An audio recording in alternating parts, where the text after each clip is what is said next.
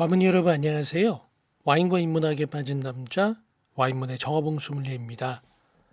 와인문 채널을 통해서 꾸준하게 우리가 살아가고 있는 대한민국 수도 서울의 다양한 매력을 소개하는 컨텐츠를 만들고 있으며 한양 도성 투어 역시 와인문에서 계속 시리즈로 소개시켜드리고 있는 컨텐츠 중의 하나입니다. 오늘은 흥인지문에 위치한 한양 도성 박물관 소개와 흥인지문부터 장충체육관 구간을 소개시켜드리는 컨텐츠로 찾아오게 되었습니다. 서울 한양 도성 인구 1천만 명, 면적 605제곱킬로미터의 거대 도시 서울은 매일매일 변화하는 새로움의 연속체입니다. 해가 뜨고 서울의 하루가 시작되면 많은 사람들이 바쁘게 움직이고 도시는 빠르게 변화합니다. 그러나 이것이 서울의 전부는 아닙니다.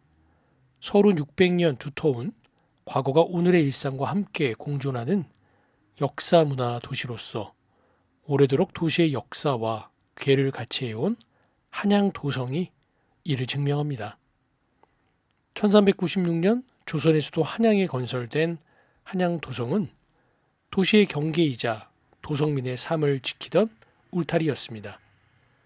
근대화 과정에서 도시의 기능은 없어지고 망각 속에서 제 모습을 상당 부분 잃어버린 채 우리 곁에서 멀어졌지만 한양도성은 여전히 서울의 중심에 자리하고 있습니다. 발굴과 복원을 통해 현대에 되살아나고 있는 한양도성은 사계절과 밤낮의 변화를 거듭하며 지금도 도성한 서울 사람들을 품고 있습니다. 도성이 서울이다. 자본주의 산업화 이전의 도시들은 대개 성벽으로 둘러싸여 있었습니다. 인류가 수천 년 전부터 지표상의 특정 공간을 성벽으로 둘러싼 것은 성벽 안쪽이 특별한 기능과 상징성을 가진 영역임을 표시하고 그 영역을 외부의 공격으로부터 방어하기 위해서입니다. 이런 맥락에서 한양도성을 처음 축조할 때 도평의사사에서도 성곽은 안팎의 경계를 엄격히 하고 나라를 굳건히 지키기 위한 것이라고 했습니다. 도성이란 왕이 거처하는 성으로서의 여러 성 중에서 으뜸 가는 성, 곧 모든 국가 기능이 집중된 수도를 의미합니다. 순 우리말로 서울은 수도라는 뜻이니 도성이 곧 서울이었습니다. 서울은 도성 안의 국가 중추 기능을 보존한 채 성벽을 넘어 현대도시로 팽창했습니다. 현재의 한양도성은 국제도시 서울의 역사를 증언하는 문화유산인 것입니다. 한양도성의 가치. 한국인들은 고대부터 산의 능성에 성을 쌓는 축성 문화를 발전시켜 왔습니다. 한양도성은 이를 계승하여 자연에 대한 개입을 최소화하면서도 위험과 효율을 극대화했습니다. 도시의 외곽선이 자연의 선형에 따라 결정되었기 때문에 내부의 가로체계와 도시구조도 자연의 형상과 조화를 이루었습니다. 이는 대로를 중심으로 인위적이며 기하학적인 도로막을 형성한 동시대 아시아 도시들과 확연히 다른 점입니다. 한양도성은 다양한 지형과 지질에 따라 서로 다른 축성 기법을 사용했으며 무너진 기관을 보수할 때마다 진전된 기술을 도입했으니 한국 축성 기술의 발전 과정을 아로새긴 문화유산입니다. 또 출입, 보수, 관리, 순찰들과 관련된 노동, 놀이, 예술의 배경이자 무대이기도 했습니다. 서울이 팽창하기 시작한 뒤 성벽 주변에 생긴 마을들은 오래된 문화유산과 공존하는 현대적 생활 양식을 보여주고 있습니다. 한양 도성 순성길은 6구간으로 나뉘어 있습니다. 첫 번째 구간은 지난 콘텐츠에서 소개시켜드렸던 백악 구간입니다.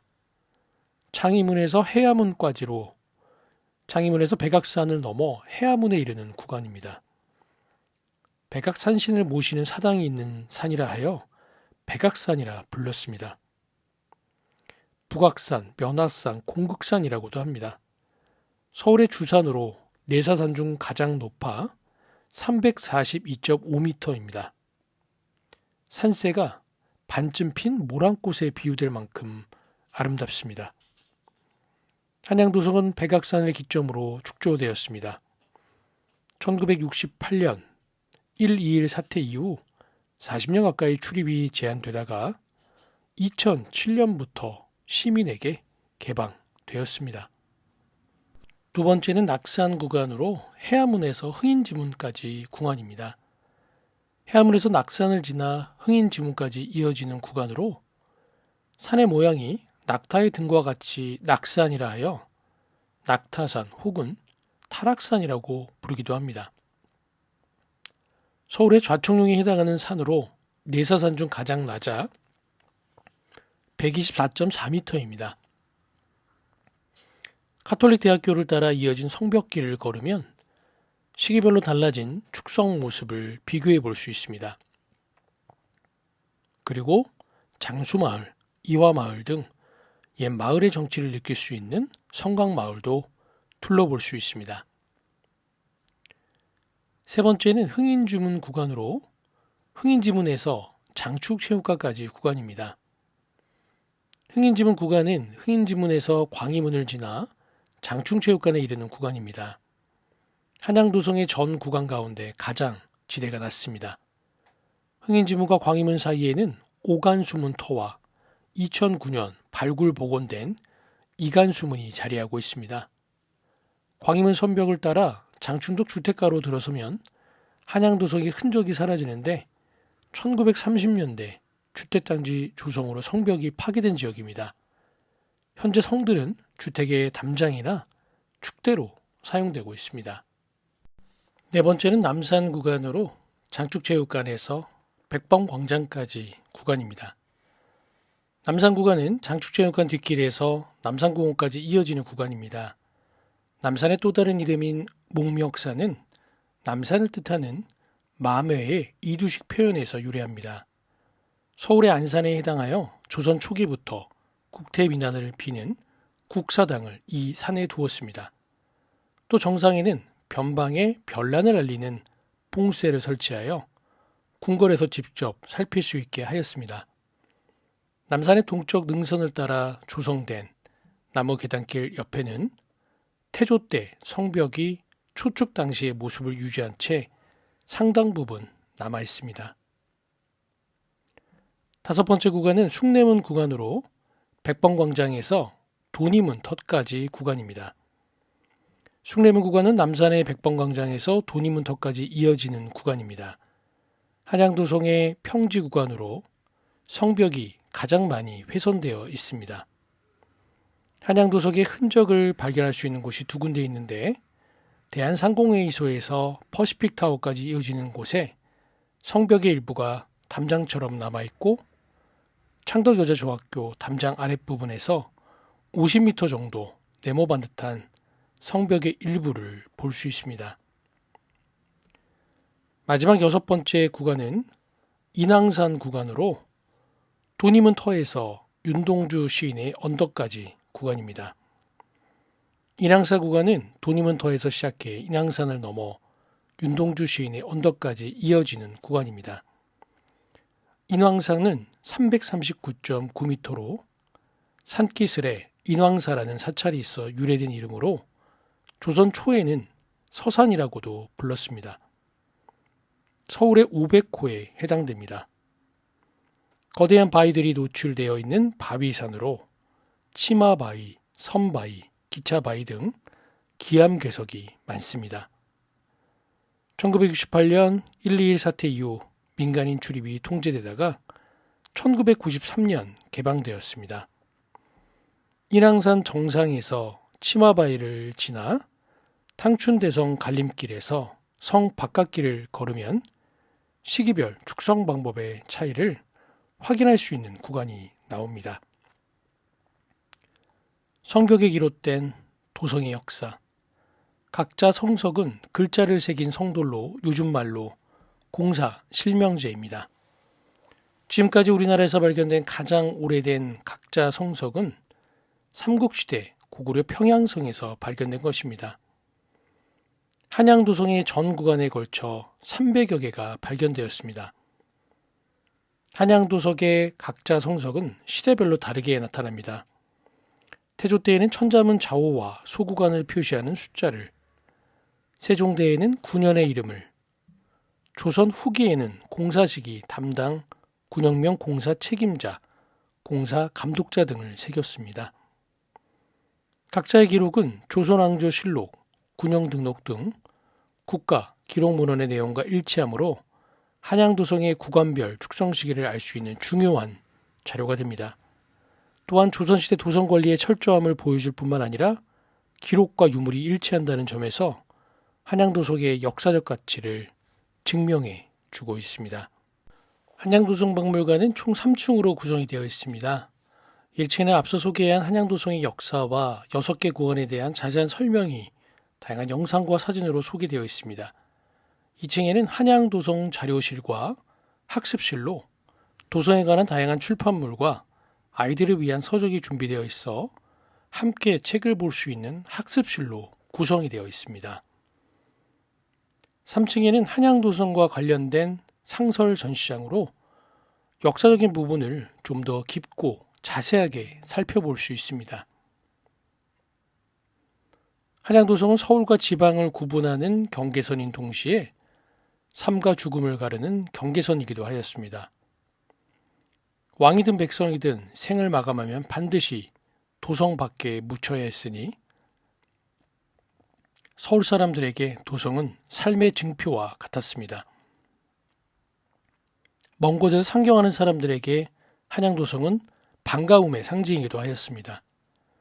몇 날 며칠을 걸어서 온 이들이었으니 먼 발치에서 한양도성을 마주하는 것만으로도 드디어 한양이구나 싶은 안도감이 생겼을 것입니다. 특히나 과거 시험을 보러 상경하는 선비들의 경우 도성 안으로 들어가기 위해 밤낮으로 책을 읽었으니 한양도성의 의미가 남다를 수밖에 없었습니다. 그래서 과거 보러 온 선비 중에는 한양도성을 한 바퀴 돌며 급제를 비는 경우도 많았습니다. 이는 도성민에게도 전해져 성을 돌아보는 순성이라는 놀이가 생겼습니다. 정조 때 학자인 유득공은 경도 잡지에서 순성놀이를 도성을 한 바퀴 빙 돌아서 안팎의 멋진 경치를 구경하는 놀이라고 설명하였습니다.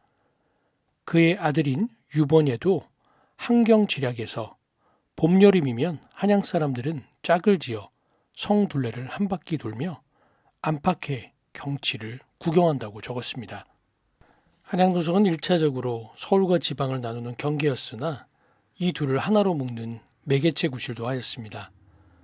도성 안에서는 채석이 금지되었기 때문에 성 쌓는 데 필요한 돌은 모두 성 밖에서 조달해야 하였습니다.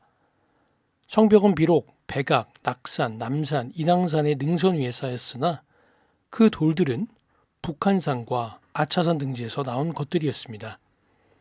한양도성은 이렇게 내사산과 외사산을 연결하고 도선 안과 성저심리를 통합하였습니다. 조선에게 한양도성을 중심으로 도성 방위 체계를 완성하였습니다. 한양도성은 임진왜란, 병자호란 등 외침시 방어시설로서는 재구시를 하지 못하였습니다. 왕을 비롯한 지배층은 도성을 버리고 떠났고 힘없는 백성만 남아 고초를 겪는 일이 되풀이되었습니다. 백성들 사이에는 애써 성을 쌓아봤자 무슨 소용이냐라는 불평이 나올 만도 하였습니다. 영조 27년 1751년 9월 11일 왕은 도성을 지키는 것은 백성을 위한 일이다. 변란이 일어나면 내가 먼저 성에 올라 백성과 함께 싸우겠다라는 내용의 수성 유능을 반포하여 도성을 사수하겠다는 각오를 밝혔습니다. 더불어 도성민에게 각각 담당 구역을 정해주고 유사시에는 무기를 들고 맡은 구역을 지키게 하였습니다. 도성민을 주체로 하는 도성방위 체계가 완성된 것이었습니다. 조선 건국과 한양 천도 1392년 음력 7월 이성계를 중심으로 하는 일단의 무장과 관료들이 고려 왕조를 멸망시키고 새 왕조를 계칭하였습니다. 그 직후 새 왕은 도평 의사사에 한양으로 도읍을 옮기라고 명하였습니다. 반대하는 일이 적지 않았으나 왕은 예로부터 새 왕조를 계칭한 뒤에는 반드시 도읍을 옮겼다고 강경이 주장하여 그 뜻을 관철시켰습니다. 이에 곧바로 천도를 단행하였지만 궁궐과 성벽이 없는 곳에서 정부를 처리할 수는 없었기에 곧 개경으로 환도하였습니다. 이후 2년여간 여러 군데 후보지를 두고 새 도읍의 적지를 물색한 끝에 한양보다 더 나은 곳이 없다는 결론이 내려졌습니다. 한양은 풍수지리설로 보아 명당일 뿐 아니라 국토의 중앙부에 있어 행정력을 남북 병방에 고루 미칠 수 있으며 지류가 발달한 한강의 면에 조운이 편리하였습니다. 1394년 음력 10월 25일 조선왕조는 한양으로 천도를 단행하고 도성 건설 공사를 본격화했습니다. 도성 조용의 원리. 북한산과 한강 사이의 한양은 고려시대부터 사만 제1의 명당으로 꼽혔습니다. 한반도를 남북으로 가로지르는 백두대간의 중반부에서 지맥이 갈라져 서쪽으로 치닫다가 우뚝 솟아 북한산을 이루었으며 그 남쪽의 지맥이 백악으로 이어졌습니다. 백악은 남쪽으로 남산을 마주보고 동쪽인 낙산, 서쪽인 인왕산과 함께 널찍한 평화를 감쌉니다. 네 개의 산으로 둘러싸인 평지 한가운데를 관통하는 하천이 서에서 동으로 흐르고 남산 남쪽의 한강은 동에서 서로 흐릅니다. 조선 왕조는 내사산의 능선을 따라 성벽을 쌓아 도성의 외형과 크기를 정했고 그 내부의 시설 배치는 유교 경전의 하나인 주례, 고공기의 원리를 준용하였습니다. 백악 앞에 궁궐을 지었고 그 좌측에 종묘, 우측에 사직을 배치하였으며 궁궐 앞 대로에는 주요 관청을, 도성 내부를 관통하는 대로 좌우에는 시전을 조성하였습니다. 한양 도성을 쌓은 사람들. 중세사회에서 양민은 국가에 조세, 공물, 요역을 바쳐야 했습니다. 양민은 사대부와 천민을 제외한 자유인으로서 국가는 이들의 노동력에 의존해 유지되었습니다. 조세는 수확한 농작물의 일부를 바치는 것이고 공물은 지역 특산물을 바치는 것이고 요역은 노동력을 직접 제공하는 것입니다. 요역 중 대표적인 것이 군역이었지만 길을 닦는 치도역, 성을 쌓는 축성역 등도 종종 부과되었습니다. 한양도성 축성은 전국의 양인들에 대한 중앙정부의 통제력을 점검하는 계기이기도 했습니다. 1396년 태조 5년에는 경상, 전라, 강원과 국경 인근 지역을 제외한 서북명과 동북명 양인들을 1차에 11만 8,070명, 2차에 7만 9,400명 동원하였습니다. 경기, 충청, 황해도 양인들은 궁궐 건설을 맡았습니다. 1422년 세종 4년에는 전국에서 32만 2,460명의 양인과 2,211명의 공장을 동원하였습니다. 1704년 숙종 30년 이후의 도성 숙축공사는 도성 내의 군문의 병사들과 임금 노동자인 모군들이 담당하였습니다. 한양도성 소생하다. 성벽으로 둘러싸인 중세 도시는 근대의 산업화와 도시화를 담을 수 없었습니다. 근대화 과정에서 성벽이 도시 발전을 방해하는 낡은 시대의 잔재로 인식된 것은 보편적인 시대의 현상이었습니다. 전 세계 역사 도시의 성벽이 헐렸고 한양도성 역시 중세 성곽의 숙명을 피할 수는 없었습니다. 그러나 평지에 건설된 다른 수도 성곽들과는 달리 한양도성은 자연과 한몸으로 축조되었기에 많은 부분이 온전될 수 있었습니다. 질풍노도와 같은 근대화의 시기를 지난 이후 민족적 전통이 담긴 이전 시대의 유물들을 온전히 보존하고 되살려야 한다는 생각이 확산되기 시작했습니다. 한양도성 역시 한국과 서울의 정체성을 표현하는 기념민족 유산으로 재발견되어 과거와는 다른 의미를 담은 구조물로 소생했습니다. 원 모습대로 복원하겠다는 서툰 태도가 오히려 진전성을 훼손한 사례가 적지 않았으나 한양도성은 그 상처마저도 미래 세대의 전승할 교훈으로 품은 채 인간과 자연 과거와 현재가 조화를 이루는 새 시대의 표상으로 거듭났습니다. 역사도시의 정체성 찾기. 1990년대 이후 민주화와 세계화가 진전되면서 도성을 역사도시 서울의 정체성을 드러내는 핵심 구성 요소로 대하는 태도가 확산되었습니다. 서울시는 1991년 남산 재모습 찾기 사업 과정에서 봉수대 1개소를 복원하였고 1994년에는 해화문을 새로 지었습니다.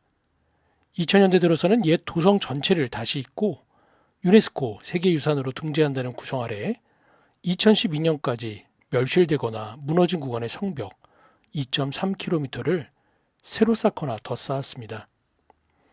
하지만 이 역시 재료와 기술 등 여러 면에서 전통적인 축성 방법을 따르지 않아 문화유산의 진전성을 훼손했다는 비판을 받았습니다.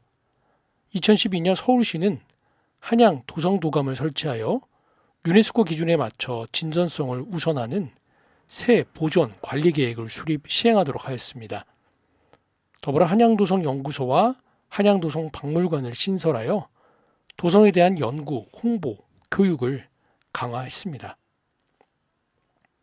시민에게 열린 도성. 1993년 북한군 특수부대의 서울 침투 이후 25년 만에 인왕산 선벽 주변 지역에 대한 민간인 출입금지 조치가 해제되었습니다. 2007년에는 숙정문과 백악 주변 선벽도 민간인에게 개방되었습니다. 이로써 서울 시민들은 한양도성 전 구간을 둘러보며 옛 순성놀이의 정취를 되살릴 수 있게 되었습니다.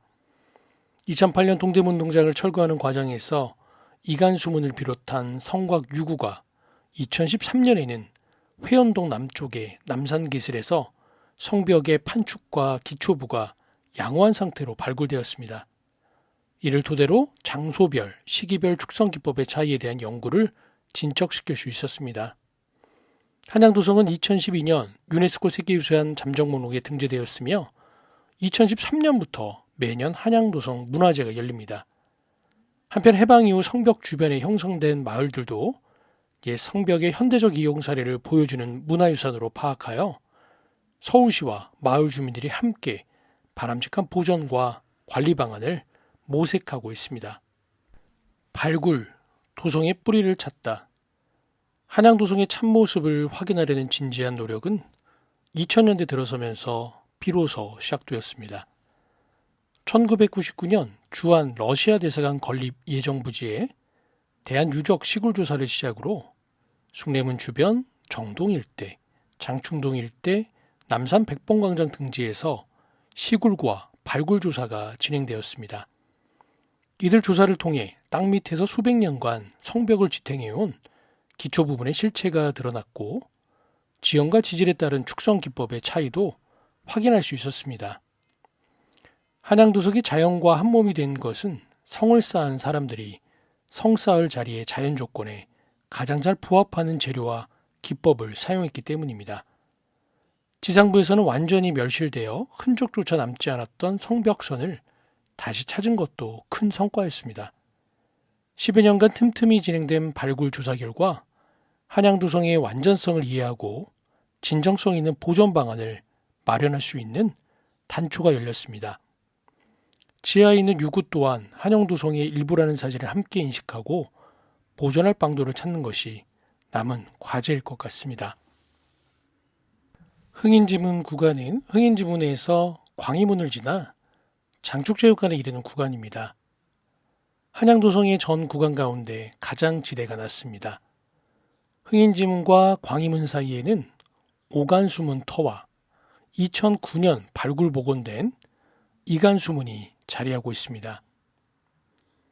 광희문 성벽을 따라 장충동 주택가로 들어서면 한양도성의 흔적이 사라지는데 1930년대 주택단지 조성으로 성벽이 파괴된 지역으로 현재 성돌은 주택의 담장이나 축대로 사용되고 있습니다. 흥인지문, 한양도성의 동문으로 흥인문으로 이름 붙이고 흔히 동대문으로 불렀습니다. 성문에 접근한 적을 효과적으로 공격할 수 있도록 성 바깥에 웅성을 쌓았으며 현판에도 흥인지문이라고 써서 낮고 평탄한 지형상의 약점을 보완하는 의미를 담았습니다. 조선 1396년에 건립되고 이듬해 웅성이 완성되었으나 지반이 내려앉고 성벽에 균열이 생기는 등의 문제가 발생하여 1869년 고종 6년에 전면 해체하고 규모를 확장하여 다시 지었습니다. 광희문. 광희문은 숭례문과 흥인지문 사이에 낸 한양도성의 동남문으로서 오간수문과 이간수문 인근에 있어 수구문이라고도 하였습니다. 도성 안에는 매장이 금지되었기 때문에 시체는 모두 성 밖으로 나가야 했는데 시체가 나가는 문이라 하여 시구문이라고도 불렀습니다.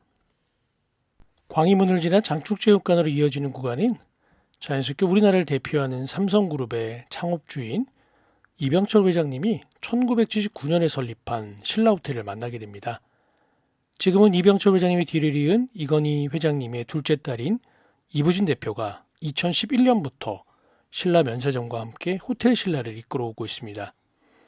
호텔리어로 20년 넘게 살아오고 있는 저에게 한국을 대표하는 신라호텔 역시 남다른 의미가 있습니다. 호텔 단일 매장으로 연매출 100억을 처음으로 달성한 곳도 신라호텔의 뷔페 식당인 파크뷰이고 국내 단일 중식당으로 최고의 매출을 달성한 팔선과 호텔 망고빙수의 트렌드 역시 신라호텔이 시작했기에 많은 부분 국내 호텔 트렌드를 리딩하고 있음은 부인할 수 없는 결과입니다. 장충체육관을 끼고 돌아가는 도성 성곽길은 다른 어느 곳보다 높이의 규모가 높고 도성이 한 번에 지어진 것이 아니라 그때그때마다 시기를 반영한 축성이 되었음을 한눈에 볼 수 있는 구간이었습니다. 저는 주로 도성 성곽길은 이른 오전에 돌아보고는 하는데요. 서울에서 태어나서 40년을 넘게 살아가고 있는데 도성 성곽길을 다니다 보면 제가 전혀 몰랐던 서울의 다채로운 모습을 많이 만나게 되는 것 같습니다. 더불어 성곽길로 이어지는 동네마다 조선시대 유래된 지역명과 일제시대와 근대까지 이르는 다양한 문화예술인들이 거주했던 집들을 만나게 될 때면 잠시 가던 길을 멈추고 둘러보곤 합니다. 평소에는 가볼 생각을 하지 않았던 길을 도성투어 덕분에 가게 되었고 서울의 속살들을 알게 되어 깊이 있는 시각도 가지게 된 것 같습니다. 계속 성곽길을 따라가다 보니 전혀 생각지 않았던 반얀트리 호텔의 뒤편으로 연결되어 있었습니다. 참고로 반얀트리 호텔은 1969년에 타워호텔이라는 이름으로 개장했으며 호텔 건물의 유명한 건축가인 김수근 선생님이 설계했습니다. 2006년 12월까지 영업을 한 후 폐업하고 2008년 6월부터 쌍용건설이 해수로 3년간의 리뉴얼 공사를 거친 뒤 2010년 6월에 반얀트리 클럽 앤 스파 서울로 오픈하였습니다. 2012년 6월 현대그룹이 1635억 원에 인수하여 오늘에 이르고 있습니다. 반얀트리 호텔 정문으로 연결된 도성 성곽길은 신호등을 건너 국립극장으로 이어지고 국립극장 왼쪽으로 난 남산으로 해서 계속 다른 구간으로 이어지고 있습니다. 국립극장은 1973년 지금의 위치에 개관하여 해오름극장, 달오름극장, 별오름극장, 하늘극장으로 구성되어 있으며 산하에 국립창극단, 국립무용단, 국립궁악관 현악단이 있습니다. 한때는 산하단체가 훨씬 더 많았으나 2000년에 서양예술 기반의 단체는 별도의 재단법인으로 분리하여 예술의 전당 상주단체로 이전하였습니다.